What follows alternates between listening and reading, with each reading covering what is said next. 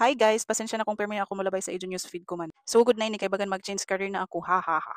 Ini na video kahapon pa ini mentras nanilig ako dya ay masinsinggit na pasayan. Presko na, palit na kamo. Ato na, di taghunong ko panilihig kay nipalit ako. Pagkita ko, ay sos, lost father naman ba dya. Presko pa siguro pag kumpra ni dya. Kadlawon pa sab siguro sa nag-record ng sa tunay katamatbat. May sabam silingan nag-apas lagjagan kay magkilaw ko no si dya. Nangutana pa si dya, uman makilaw pa laong na nagtinda. Oo, makilaw pa, hunauna ko. Syempre makilaw pa kay hilaw pa man, di ba? Lisod sab magkilaw ng luto. So amo ato taglimpihan ko ra kanini tanguhaan ko na dyan mga tinai sa likod. Nakita ko ra sab sa video na dapat ba sa kuhaan dyan. Sa una diretso ra man itong lutuon sa nanhabhabon. Parehas ra man na lasa sa nan mabusog man gihapon. Pero sige lang para dyan ato mahi video. Ato ra kan haoron. O di ba na human ra. Naghaling na ta diri kay magsugbatan ng jarit tilapia. Kaya may amo paniudtohon. Kahapon pa ganin na video di ba so paniudto pa in.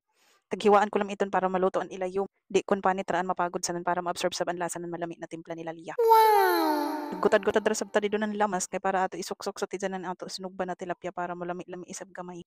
So amad to kadugay ba sa mahuman ini na video. Kung niabot ka pangita dili na part very good kasud ka. Nagkuha ra sab ako ng dahon ng saging para ako iputos kay naisip ko tag himbisan ko mabasa ini basin mo pikit sa sugbahan ng panit. Basin pag sumada bukog ra kaya mo makaon kay pikit na unod sa sugbahan.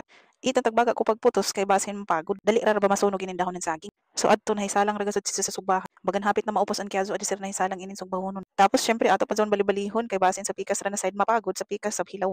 So mura ato natapos ra gasud ini na video. Salamat mga una kami panguli na kamo, bye.